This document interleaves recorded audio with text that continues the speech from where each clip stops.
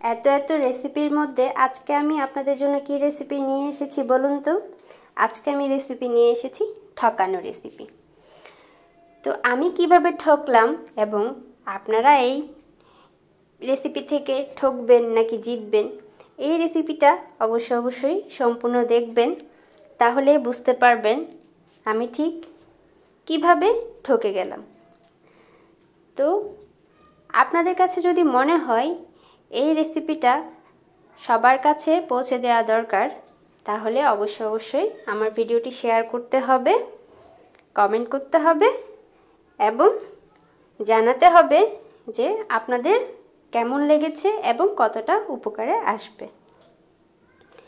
চলুন তাহলে রেসিপিটি শুরু করি।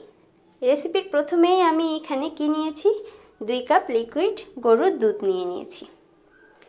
গরুর দুধটা আমি হালকা বলক উঠে আসলে এখানে দিয়ে দিচ্ছি স্বাদ মতো চিনি।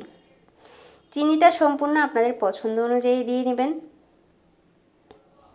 কারণ আলাদা আলাদা মানুষের স্বাদ আলাদা থাকে, কেউ মিষ্টি বেশি পছন্দ করে, কেউ কম পছন্দ করে।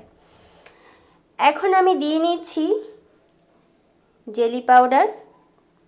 জেলি পাউডার দিয়ে নিয়েছি 2 টেবিল চামচ। এখানে 2 কাপ গরুর দুধের জন্য 2 চামচ বা 2 টেবিল চামচ জেলি পাউডার দিতে হবে। এখন দিয়ে আমি খুব ভালোভাবে নাড়াচাড়া করে নিচ্ছি। এটা খেয়াল রাখতে হবে অবশ্যই যে জেলি পাউডারটা দেওয়ার পরে খুব ভালোভাবে নাড়াচাড়া করতে হবে। যদি নাড়াচাড়া না করেন তাহলে কিন্তু দলা পেকে যাবে। জেলি পাউডারটা খুব ভালোভাবে দুধের সাথে মিশে যখন ফুটে উঠেছে তখন আমি একটা পাত্রে নামিয়ে রেখেছি। আপনারা চাইলে প্লাস্টিকের বক্স বা স্টিলের বক্স, যে কোনো বক্সে এটা নামিয়ে রেখে ঠান্ডা করে নিতে পারেন। দুধের মিশ্রণটা ঠান্ডা হয়ে আস্তে আস্তে আমি এখানে আবারও 2 কাপ জল আর সাথে স্বাদ মতো চিনি দিয়ে নিলাম। দিয়ে আমি জলের সাথে খুব ভালোভাবে মিলিয়ে নিচ্ছি।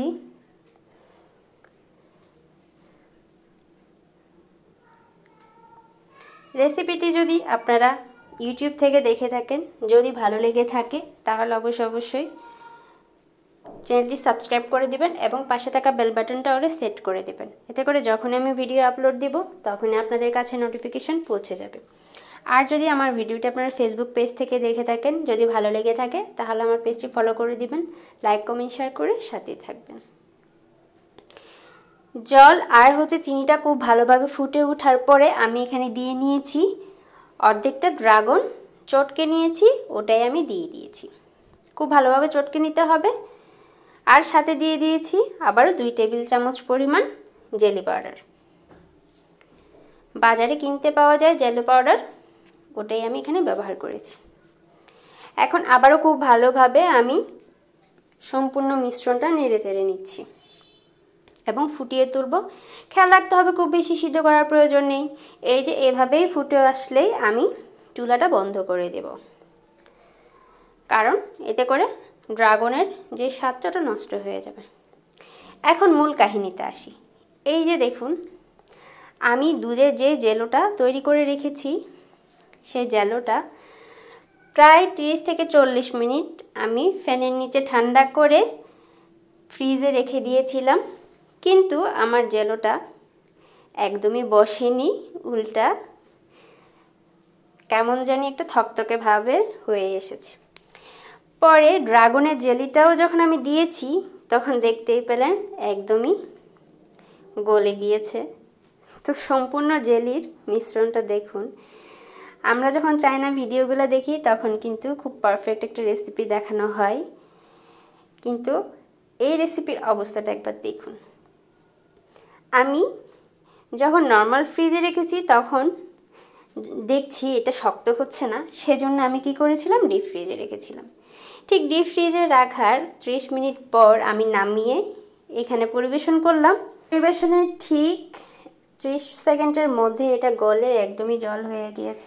ভিডিওটা দেখে যদি আপনাদের মনে হয় যে বেশি শেয়ার করে মানুষের কাছে পৌঁছে দেওয়া দরকার, তাহলে অবশ্যই শেয়ার করার অনুরোধ রইল। সবাই ভালো থাকবেন, সুস্থ থাকবেন। নমস্কার।